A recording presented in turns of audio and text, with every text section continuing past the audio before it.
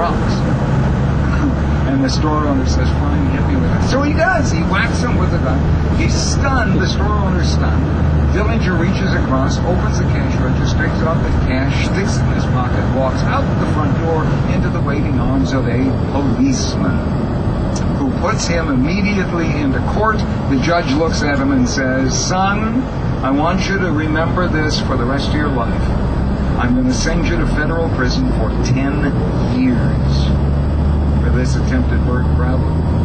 So in this federal prison, John Dillinger gets a doctor's degree in ransom, in thievery, in killing, in murder, in all the things he should. He gets out. First thing he does is come to St. Paul. Gets his gang together. They go to South Dakota. They rob a bank for $15,000. That's a lot of money at 34, 33. Goes to Iowa, robs another bank there. They shoot him in Iowa. So where you go? If you're on the run, where's a safe place to go? St. Paul. So he comes up here. They said, listen, John, you got to settle down. You got to stay in one place and heal. And that's where he goes, to the Lincoln Court Apartments. Then he goes in, and the lady who runs the Lincoln Court Apartments doesn't trust this guy because he does this. He doesn't play his radio loud. He doesn't have wild parties. He doesn't have strange friends. He's very quiet. He's all secretive to himself. Now, if you had an apartment house and you had a bunch of people like that, you'd be thinking, God, right? Not this lady. She calls the FBI and says something's wrong with this. They come over, and that's where the big shootout occurred. He escapes, and a couple of weeks later, he makes his demise in Chicago with the lady in red. This is Summit Avenue. Summit Avenue is called the Avenue of the Schools. We passed one, a law school. There are two more along here, St. Thomas and McAllister College. This is called the Avenue of the Churches. There's something like 17 churches along here, but there are no businesses because this is where the wealthy live. This was called the Avenue of the Kings because of all the money that was up here. And so they didn't want any businesses on their street. They wanted just houses. Further, Bryce gets us toward downtown St. Paul, the bigger these homes are going to get. And you're going to find, you can always tell the wealth of a person in Minnesota. There's where F. Scott Fitzgerald lived, in that row house right there. He wrote the first book.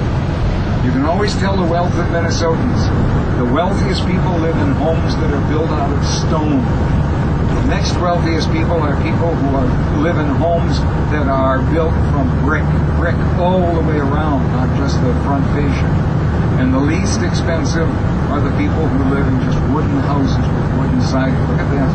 Look at this. There's let's see, there's beautiful, beautiful homes along in here. This one off to your left, I don't know if you can see it as we drive by, but at the very top of that, right here, look on the left, right there, at the top. You see what's on the top?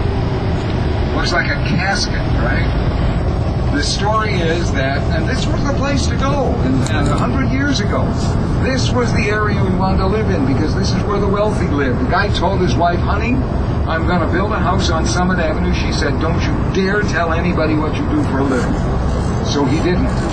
But he built the casket on the top because he supposedly was the undertaker for the city of St. Paul. Right? This is the very first park offered to the city of St. Paul.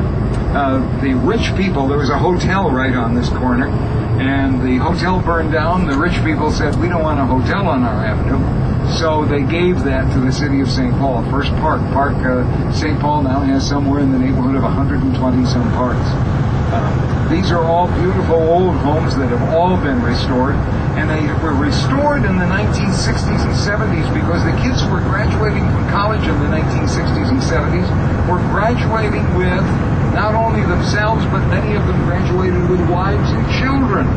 And they couldn't flee to the suburbs like everybody else did because they didn't have the money, so they came in and bought these. 89% of all the homes that we've seen so far, 89% in the 1960s were rental property.